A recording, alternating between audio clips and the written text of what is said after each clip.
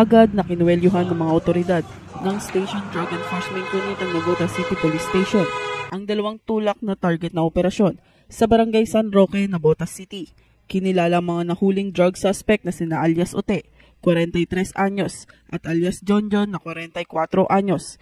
Naaresto sila matapos magsagawa ng drug bypass operation ang mga otoridad at bentahan ng isang pirasong sachet na naglalaman ng umano'y shabu, ang isang police asset na naging hudyat na kanilang pagkakaaresto. Nakumpiska mula sa kanila ang bypass money, mga sachet na hinihinalang shabu na nagkakahalaga ng 1,361,768 pesos. Patunay lamang na ang pambansang pulisya, katuwang ang ibang ahensya ng pamahalaan, ay patuloy sa pagpapaigting ng kanilang kampanya kontra iligal na droga.